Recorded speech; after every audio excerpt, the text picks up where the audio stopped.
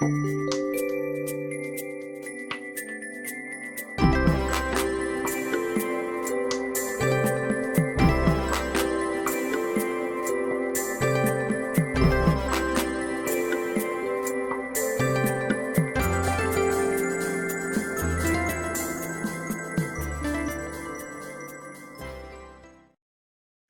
and welcome to Pandora Astrology's monthly horoscope for July of 2023. We are the astrologers of Pandora Astrology. I'm Jamie Kale Miller. I'm in Berkeley, California. And I'm Julia Mijas, and I'm in San Francisco, California. Let's take a look at what's happening this month for you. Well, Sagittarius, Ceres is traveling along through Libra, and you've probably heard me talk about this a lot in the last couple of months' horoscopes. But I have really great news, which is that the financial rebalancing period that we've all been going through, each of us in our own way, and which has probably gotten quite messy for some of us, we're coming clear of that. And so things are coming back into a balance, and it's probably a new balance, and it might look differently from the old balance, but things are really coming untangled now and sorting themselves out. And now that Ceres is direct and moving faster and faster, and on the 15th, Ceres gets back to the same place it was when it turned retrograde at 6 degrees of Libra. And so this is the point at which we're really well and truly out of the woods. So if things have gotten into a bit of a mess in your life, financially, or as regards your diet and your health practices, just know that by this point here in the middle of July, whatever you've arrived at as the solution and whatever state of balance you've finally gotten to is probably going to hold for the rest of the year. So I think that's some pretty good news. And then we have Juno traveling along through Cancer in the 8th house, which is a pretty full and busy region for you this month. And Juno is the asteroid goddess to do with committed relationship, and that means personal relationships like a long-term relationship or a marriage, or even a super best friend that you have known for a very long time. And it can also mean business relationships, like with a business partner. And this is the house of emotional depth, intimacy, sharing, and trust. It's also a house of shared finances. So while Juno is in this house, which lasts about 2 months, she's going to leave this house in mid-August. But while she's here, it's a really good time to warmly, lovingly, and caringly approach the places in your life where you invest, and to bring some nurture and a very much of a partner orientation, to be a partner to your partner and thus gain a partner. And also, if you have a tendency to be overly emotional about these things, I'll have some moons to tell you about in a little bit, but finding your way to a balanced situation with this partner and not letting emotion overbalance it and not falling into habits of codependency, well, that's a pretty good way to proceed. And then I want to tell you about Chiron, which is traveling along through your 5th house. Chiron is the wounded healer and does tend to bring up old wounds to the surface wherever he goes. He's in your house of fun, pleasure, and play, creativity, self-expression, hobbies, and children. And so if you have any old wounding about any of these topics, Chiron might bring it to the surface and help you to heal it while he's passing through this house. Now, having said that, Chiron allows plenty of time to cover all of those topics and more, because he spends 7 years passing through Aries. And Aries, so, those things may come up at any time over the 7-year period. And this year in particular, one of them might be quite strong. Now, in Aries, Chiron is helping to heal old wounds about anger and assertion, also directness and honesty and transparency. In other words, you may have a wounded warrior within you who gets angry or even ragey, and Chiron may help you to heal that. And it might have something to do with your own sense of identity or ego, because this house is ruled by the sun. So there may be occasions in your past when you feel that you've received ego blows and that therefore you have become decentered and don't know who you are. And this transit could bring up some buried or misplaced anger that you have about that, enabling you to wash yourself clean of that and restore your sense of centeredness. And to my mind, that's worth the price of admission. Chiron is going to go retrograde on July 23rd and begin a several months retrograde journey during which these issues might surge up. Hey, Julia. What is up with Mars and Mercury and Venus for the Sagittarius of the world? Well, Sag, lots and lots of stuff going on in your ninth house. This is actually a house that has a lot to do with the sign Sagittarius. It represents similar things as what the sign does. It represents learning, it represents travel, it represents opinions and beliefs, and it also can represent legal matters too. So we'll start with Mars. That's the planet of action and activity. It can also be a planet of flare-up and frustration too. So it starts the month in your ninth house, and this is going to be for the first 10 days of the month. Now, if you are traveling in the beginning of the month, you might get really annoyed along the way. You know, maybe there are delays, maybe there are problems, maybe there are misunderstandings, but you could run into some frustrations and conflicts if you happen to be traveling.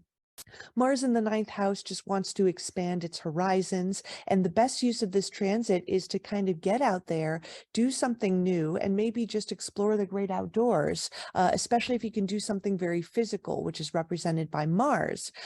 By July 10th, Mars enters your 10th house. This is a house of career and authority figures, and he's going to be here for the rest of the month. So have the focus for the rest of your month on your career, where you really want to feel driven and you want to get a lot of work done. Now that's all well and good, but Mars in the 10th can also mean that you run into flare-ups and frustrations with those who are in positions of authority over you, like your boss or maybe a teacher if you're still at school. Could also be a parent too. Mars in the 10th can also mean that you run into frustrations with your public reputation. Like if you find out that somebody is gossiping about you around now, it's going to make you really annoyed. But just focus on getting lots and lots of work done, and that's definitely the best use of this transit. Now, Mercury, who represents your mind, is moving really fast this month. So he's going to be in 3 different houses. He starts off in your 8th house of shared finance, meaning that there could be a lot of communication about money early on in the month. Maybe you are planning and strategizing about long-term investments like bonds, about your 401k, mortgages, taxes, loans, that sort of thing. It's also a good transit for research and investigation. By July 10th, Mercury goes into your 9th house just as Mars is leaving it. So what's nice about having Mars out of the 9th house is if you have any travel for the rest of the month, Mercury in the 9th is really good for that, because Mercury naturally rules like some forms of travel, like short distances, but the 9th house can represent long distances. But in either event, it's a lot of travel or perhaps even planning your next trip. It's also a very good transit for learning new things as well. Then by July 28th, Mercury enters your 10th, where he's going to be joining Mars. And this is going to help you apply your mind more to your career. Like if you need to, update your CV, if you need to plan and strategize, thinking about where your life direction in general is going, it's a very good time for it. You might notice you're connecting a lot more socially with the people you work with Mercury in the 10th, and it can be a wonderful transit if you have to do any type of public speaking, because the 10th house is so public. Now, finally, Venus, who represents our relationships, also the planet of beauty and pleasure, she's going to be in your ninth house all month. And the reason why she's going to be here all month and even beyond is because she's going to do a retrograde cycle by the end of this month. Now, these happen about once every 2 years, so they're pretty significant. They happen less frequently than Mercury retrogrades, for example. But Venus starting off in the ninth house is going to add some pleasure to travel and learning and exploring new horizons. If you are traveling this month, it's a great time for a holiday romance. If you're single, if you are in a relationship, if you can travel with your partner, you can feel a lot closer together, more harmonized together while you're exploring new horizons. And if you can't travel, then it's good to broaden the horizons of your mind with learning new things or experiencing new things you haven't done before. This can be a good time for school as well if you happen to be taking any summer classes or any extended learning opportunities like workshops and things. Now, by July 22nd, Venus is going to go retrograde. And when Venus goes retrograde, it's definitely a time of review for all of us in our relationships.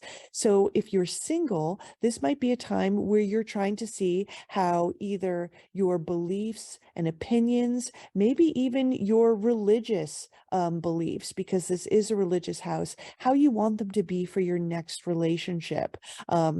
You could also be seeing how thinking to yourself how you have a shared sense of exploration in your previous relationships, whether that satisfied you or not. And if it didn't, what you can do about it in your next relationship to sort of find what you haven't had before. And if you're in a relationship, then this is a time of reviewing those things with your partner. Do you guys share the same beliefs and religious, if you are religious, whether you have the same religious values or interests, and whether you guys can have that shared sense of exploration, of feeling like you guys are just broadening each other, growing with each other, instead of just doing the same old thing all the time, just sitting on the couch and watching Netflix. This is really a house of exploration and broadening you. And you want to see this more in your relationship. And Venus retrograde can maybe show you ways in which you can bring it more into your current relationship too. Hey, Julia, I'm thinking since the Venus retrograde has a tendency to sort of bring old partners out of the woodwork, Oh, and the definitely. ninth house being a house of like adventure or even like escapism, I'm wondering, do you think that there's any risk of having like an old partner pop up and kind of distract you from your present relationship? Oh, that can definitely happen during any Venus retrograde. And in the ninth house, maybe it's an old partner you went to school with, or if you're traveling to a city or a new or a place, a vacation place you've been before and you had a previous lover, you might end up running into them. Yeah, gotta watch out for that. Hi, Jamie here. Horoscopes and moon videos are fascinating, but they're more general than personal. Did you know we run live workshops monthly and that you can get questions answered about your own chart there? This month's topic is harvesting your Jupiter luck, and in it you can find out when is the next time you'll have money luck, career luck, or relationship luck, or even a period of personal charisma that makes you especially persuasive and attractive to opportunity like a magnet. This workshop is expressly for our Tier 2 Patreon subscribers. It's easy to sign up at the Patreon link in the description below. I'd love to see you there. Now let's get back to the video. Well, let's look at this month's moon, Sagittarius. There are two of them, pretty much always the case, beginning with a full moon in Capricorn on the 3rd, and that is going to land in your second house, right about here. And full moons do tend to bring strong emotions and often play out as relationship dynamics. You might find yourself identifying with this moon and projecting these Cancerian placements onto somebody in your life, or the reverse, identifying with the Cancerian placements and projecting the moon onto somebody in your life.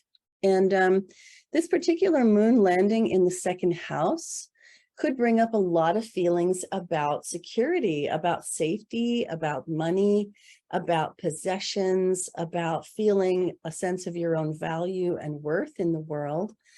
And because the moon is in Capricorn, it wouldn't be surprising if there is this desire to sort of clamp down on and contain the emotions. Now we're calling this moon Grow Your Emotional Intelligence, because emotional intelligence is not just about clamping down and containing emotions.